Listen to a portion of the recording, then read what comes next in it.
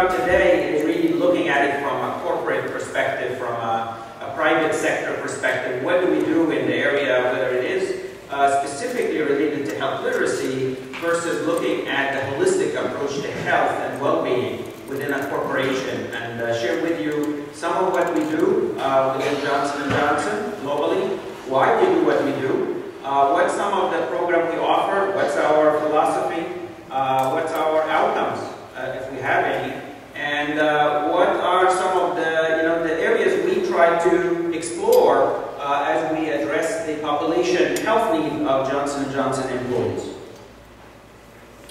So let me just start by saying, within Johnson & Johnson, my responsibility covers 120,000 employees around the world. 60% of those are outside the U.S. Add to that, multiply that by 2.5, that's their dependents and family members, and then of course extend that to communities where you maybe even have a bigger reach. So quite a bit of community to cover, quite a bit of responsibility. Johnson & Johnson is very decentralized, 250 operating companies around the world, operating in 75 countries, or manufacturing in 75 countries. But what really brings them all together is the cradle, the value system within Johnson & Johnson. It is developed, established about 65 years ago by General Johnson, and essentially set the stage for what it's all about, why we do what we do. And it is all about the patient, the doctors, the nurses. It's about our responsibility to the men and women working for us. It's about our responsibility to communities, the environment, and then lastly comes the shareholders, where if they do all of the above well, they will get good return. And that's keep us really on charter for addressing the health needs of our population. Now, as we set the global health strategy within Johnson & Johnson, those are really some of the key things that have worked for us. One, it is about a culture establishing, promoting, and sustaining a culture of health within an organization and finding the right, let's say, remedy that incorporate all of these things so it becomes part of the fabric of the organization versus it's an add-on, whether it's a health information platform or whether it's an intervention or whether it is some form of events that come and go over time. The other thing that really we thought helped us in our setting our strategy, it is about that holistic view of the individual and the organization. And really, it's about us offering programs that do connect to each other, looking at it from mental, physical, nutritional, spiritual, mental type of approach versus taking one area or one condition and addressing that condition. Certainly using incentives just to bring people in, to get them interested, it certainly is not the way to sustain behavioral change. It is all about people really motivated to make a change in their lifestyle, which is really a lot of our key focus is prevention and behavioral modification is the theme we follow throughout the last 30 years or so in this journey. Certainly committing for the long term is a key thing that as you put any program within a country-run program versus a private organization or communities, that's what you really need to establish as part of your strategy. And lastly, certainly you cannot address the individual, even though they spend most of their time at work. You really have to reach out to the homes. You have to reach out to communities where they live. Otherwise, it may not, your effort might go to waste. I think I heard it mentioned earlier today about meeting people where they are. That is really part of our philosophy in offering programs. It is meeting people where they are, not where you want them to be from a corporate perspective. We do this through offering those types of multi-modalities approaches from high touch, person-to-person, face-to-face within our facilities, within our clinics, within our fitness or wellness centers or energy break rooms, to really offering behavioral change programs that are either offered in a mobile health format or in an e-health format, or certainly supporting the where they are operating to allow for this approach.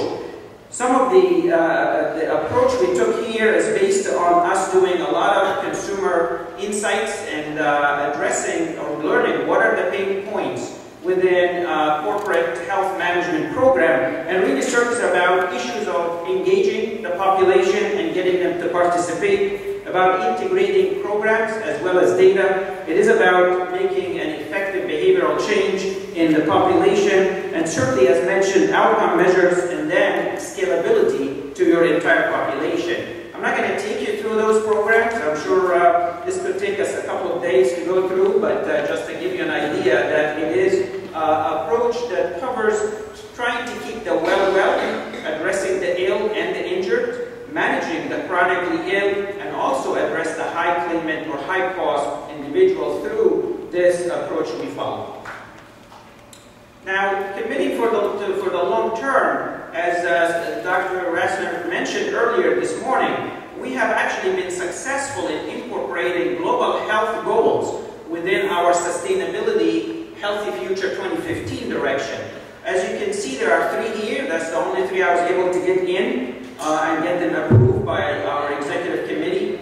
And really focusing on, one, allowing our global population to have access to what we call Culture of Health program, from policies related to tobacco-free, to HIV/AIDS management, to wellness, professionals and access to EAP professionals or mental health professionals, to addressing awareness of how to prevent cancer in the workplace, how to address healthy eating in the workplace.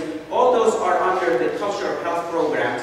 The second and the third goals really talks about individuals' ability to understand and know their numbers and know their health risk, and actually do something about it through either our own offerings or reaching within their communities and then within the health systems that they have close to them. And the last one, it is about globally, how can we show that we are making an impact on our population, reducing the high and the medium risk to low risk. This is just to share with you. We track and monitor over time our performance on those 3 key goals and objectives across all of the enterprise globally, and it is a mandate to conduct this analysis on an annual basis, see where the gaps, where are the reds, the yellow, and where are the greens, congratulate the greens, encourage the yellow, and really talk to the ones with the reds to say, you're going to need to do better than that. This is really a platform we use and shared at the highest level between the CEO, senior management, but also across each of the business units across the globe to share with them their performance. As said earlier, again, think globally, act locally. These are just some examples of some of the effort we do around the world in Japan, India, the Philippines, and certainly in North America, where I'll share some data with you. But it is about us offering access for employees to centrally provided resources and tools that makes it easier for them to implement at the local level, customizing it to their need while ensuring consistency in what we give them and allow them just to design it to their cultural needs. As I mentioned, involving communities as well as families is critical, and these are some of the touch points where we reach some of the family members as well as some of the communities of opening our fitness center for community, folks living there, as well as allowing some of those programs to reach the home, reach the spouse, reach the children, and it has been working very well in offering some of those challenges as family challenges. I mentioned population health risks. That's how we look at the globe and our overall population. This is just the health risk assessment process we have put in place over the years. Allow us to really look at those 11 indicators on the right side, from obesity all the way to depression, and really measure our population progress and percentage. And that is very important when you design programs, so you really put your investment and your energy where it belongs. Certainly we're able currently to expand this offering across 19 countries as well as in 18 languages, and they were locally culturalized to the local needs for those countries. And it seems this is certainly, if you look here, the three top apparent risk factors that we have seen across the globe, not a surprise, but really essentially obesity, unhealthy eating, as well as physical inactivity. Now, the U.S. program has been in place for over 30 years. We have rich data that we share on a national as well as international level. And you can see here our population in the U.S. This is our health risk assessment, and shows you that we are trending. The low-risk population are going up from 78% in 2006 to about 88% last year, and also bringing the medium and the high-risk population down. And high, medium risk, the low risk is the people who might have a 0, no risk, up to 2 health risk are considered low risk. And it's basically a comparison against some of our benchmark as well as the US data to show you we are making, certainly bending the curve on healthcare issue, but also really improving people's modifiable risk factors. The last innovation area we have been implementing at Johnson & Johnson has to do with energy management.